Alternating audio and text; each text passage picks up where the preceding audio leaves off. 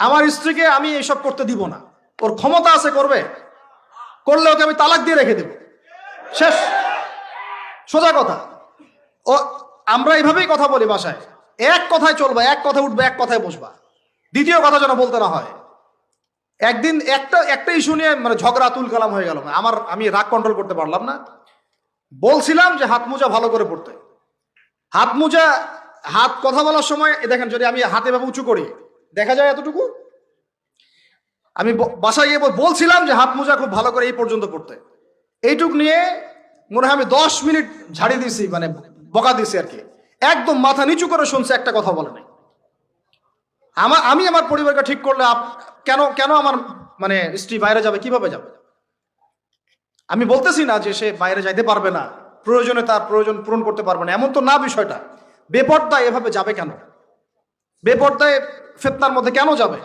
আমার মেয়ে, আমি জন্ম দিলাম, আমি বড় করতেছি, আমি খাওয়াই, মানে আমি খাওয়াই বলতে মানে কি, আমরা উপার্জন করে আমরাই খেতে খাওয়াই নাকি? আমরা ওসিলা না রিজিকের, আমরা কামাই রোজগার করে নিয়ে আসি। আমি খাওয়াই বলতে বুঝাচ্ছি আমরা কামাই রোজগার করে নিয়ে আসি, আমাদের ভালোবাসা দিই, মহব্বত করি, তিলে তিলে আদর মহব্বত দিয়ে বড় করি। আমার মেয়ে কেমন করে বাইরে যায়? কেমন করে বাইরে যায়? কোন সাহসে যাবে? আমি বাবা হয়ে বেঁচে থাকতেও কিভাবে যাইতে পারে? গেলে ওকে একদম খাওয়ার বন্ধ করে দিবেন একদম। আমার ছেলে বালেগ হয়েছে, নামাজে যাবে না কেন? যাবে না কেন? যদি না যায় আমি ওর খাওয়া বন্ধ করে দিব। শাসন করতে হবে সবসময়, কিন্তু মিষ্টি কথা চিরা ভিজে না। আল্লাহ পাক কোরআনের মধ্যে হেদায়েত দিতে উৎসাহিত করেছেন, এখানেই আবার আইনগুলো নাজিল করেছেন। মানে সবসময় মানুষকে দাওয়াত দিয়ে বুঝিয়ে সুঝিয়ে কাজ হয় না, মাঝে মাঝে পিটানো লাগে, লাগে না? শাসন লাগে না? লাগে। তো আমরা যদি আমাদের পরিবারের মেয়েদেরকে নিয়ন্ত্রণ করতে পারি, ছেলেদেরকে নিয়ন্ত্রণ করতে পারি, দেখবেন আস্তে আস্তে ইনশাআল্লাহ এটা কমে গেছে। আর যদি এভাবেই গা ছাড়া দিয়ে দেন, আমি বলেছি বেশি দিন লাগবে না, আর 10টা বছর পরে নাউজুবিল্লাহ আমরা আশ্রয় চাই আল্লাহর কাছে, এমনটা যেন না হয়। দেখবেন যে এটা এমন হারে বেড়ে গেছে যে ঘরে ঘরে সমকামিতা ঢুকে যাইতে পারে। নাউজুবিল্লাহ, এই তাদাত, এই সংখ্যা দিন দিন বাড়তেছে। আপনাদের শহরে, আপনাদের এই অনেক অনেক, এই যে এখানে আমি অনেক মাহফিল করেছি, অনেকেই আমাকে চিরকুট দিয়েছিলেন যে ভাই এখানে সমকামিতা বেড়ে যাচ্ছে, এই বিষয়ে কিছু বললেন। চিন্তা করেন, ভিতরে ভিতরে এগুলো চলতেছে, হোটেলে হোটেলে চলতেছে। আপনারা ভালো মানুষে যে বসে থাকলে হবে না, এত ভালো মানুষ হতে আল্লাহ পাক বলেন নাই। আল্লাহ পাক বলেছেন সৎ কাজে আদেশ করো, অসৎ কাজে কি করো? নিষেধ করো। এবং আপনি আপনার জায়গায় আল্লাহ বিরোধী কোনো কিছুকে প্রশ্রয় দিবেন না। ব্যাস, সরকার কোথায় যায় যাক, প্রশাসন কি করে করুক, ওটা আমার দেখার দরকার নেই। আমি আমার জায়গা থেকে আল্লাহ এবং রাসূলের বিরুদ্ধে কোনো কাজ করব না। সিম্পল। এই যে ইতিহাসটা ওরা জানতো না, এই সেন্ট ভ্যালেন্টাইন্স ইতিহাসটা বলো, ওরা জানে? এই যে কত সালে এটা বাংলাদেশে আসছে, ওরা আসলে জানে? কে নিয়ে আসলো? দেখেন, ওটা বললামই, ওটা আনার পরে জেনা, ব্যভিচার, ফ্রি মিক্সিং, বাণিজ্য সব বেড়ে গেল। এটাকে কেন্দ্র করে কর্পোরেটরা এখন বাণিজ্য করতেছে।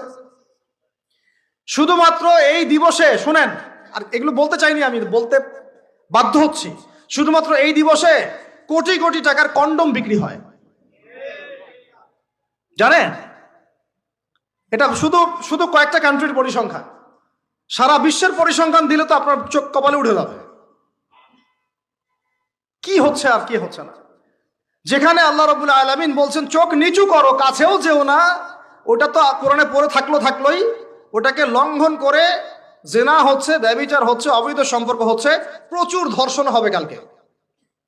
আর ধর্ষণ হলে আমি বলবো শুধু ছেলেরা দায়ী না, মেয়েরাও দায়ী আছে। তোমাকে মাহরাম ছাড়া কে বের হইতে বলছে? মাহরাম ছাড়া একটা মেয়ের হজ ফরজ না। মনে করেন আপনার ঘরে একজন মহিলা আছেন যার মাহরাম নাই, তার উপর হজই ফরজ হয় নাই। তো মাহরাম ছাড়া যার হজই ফরজ হয় না, তাকে মাহরাম ছাড়া এভাবে হোটেলে একটা ছেলের সাথে বাইকে যেতে কে বলছে? বলেন, মাহরাম ছাড়া একটা মেয়ের সফর জায়েজ নাই, হজও জায়েজ নাই, হজ করার দরকারই নাই, সে ঘরে থাকবে, ওইটাই তার জন্য বেশি গুরুত্বপূর্ণ, ওটাই হুকুম আল্লাহ পাকের। আর সে মাহরাম ছাড়া এইভাবে এখানে ওখানে ঘুরে বেড়াবে, ছেলের সাথে আড্ডাবাজি করবে, টাঙ্কি মারবে, চটপটি ফুচকা খাবে, এরপর 4টা-5টা ছেলে মিলে ওকে ধর্ষণ করে দিলে সব ছেলে দোষ ওই ছেলের উপর আসবে? আমার তো মন চায় যে প্রথমে আগে এই মেয়েগুলোকে শায়েস্তা করি। হ্যাঁ, ছেলেগুলোকে তো করবোই, আগে মেয়েগুলোকে করি। শুধুমাত্র ওয়াজ নসিহত করে কাজ হবে না। সবাইকে কঠোর হতে হবে। আপনি আমাকে বলেন তো দেখি, আপনার আপনার মেয়ে কোন একটা ছেলের সাথে অবৈধ সম্পর্ক করেছে, আপনি কি এটা মেনে নিবেন? আপনারা যে কেউ হন, এখানে অনেক প্রশাসনের ভাই আছেন আমি জানি, ঊর্ধ্বতন কর্মকর্তাও আছে এখানে আমি জানি, এখানে আমার লেকচার রেকর্ড হচ্ছে এটা আমি জানি।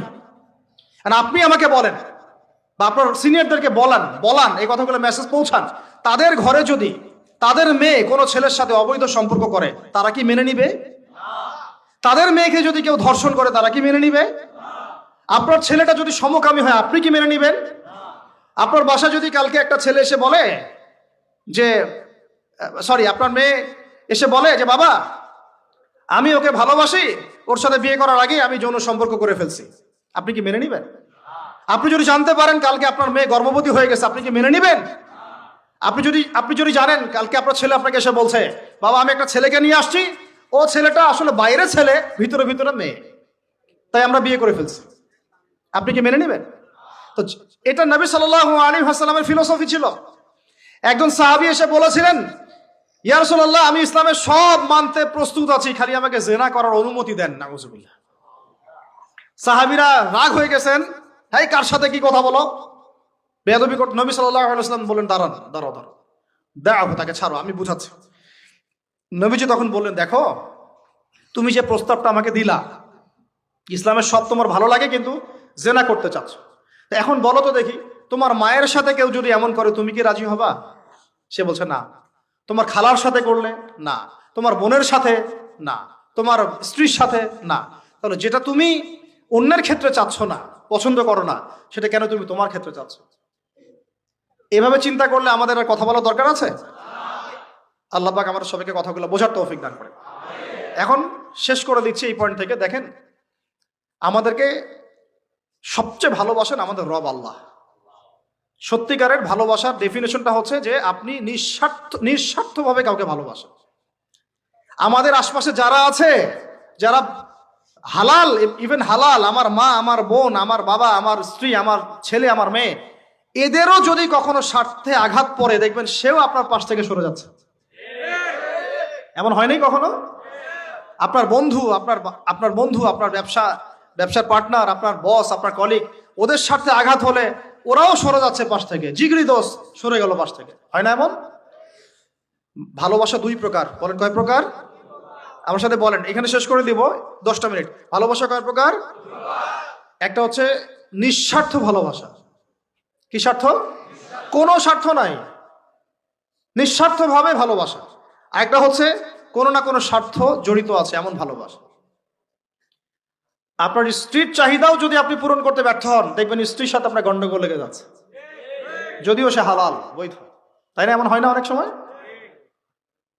আমি তো অনেকদিন বলেছি, অনেকদিন আগেও বলেছি, 5 বছর 6 বছর আগে, যে মানুষ আসলেই মানুষের অবস্থানকে মূল্যায়ন করে, ভিতর থেকে মানুষকে শুধু মূল্যায়ন করে আল্লাহ রাব্বুল আলামিন। না হলে কি হতো, এই যে এত অন্যায় আমরা করেছি, আল্লাহ পাক কি আমাদেরকে ছেড়ে দিয়েছেন, ফেলে দিয়েছেন, গজবে ধ্বংস করে দিয়েছেন? এই যে আল্লাহ পাক যে আমাদেরকে মহব্বত করেন, ভালোবাসেন, তার প্রমাণ এগুলো। আল্লাহ পাক চান যে আমরা যেন ফিরে আসি। আল্লাহ পাক বলছেন সারা দুনিয়ার সমান গুনাহও যদি সে করে ফেলে, আসমানের সমানও গুনাহ করে ফেলে, খালি তওবা করে ফিরে আল্লাহকে বলবে আস্তাগফিরুল্লাহাল্লাযী লা ইলাহা ইল্লা হুয়াল হাইয়ুল কাইয়্যুম ওয়া আতুবু ইলাইহি। আল্লাহ পাক বলছেন খালেস তওবা করলে গুনাহ তো মাফ করে দিবই, আগের গুনাহগুলোকে নেকি দিয়ে পরিবর্তন করে দিব। ভালোবাসা না?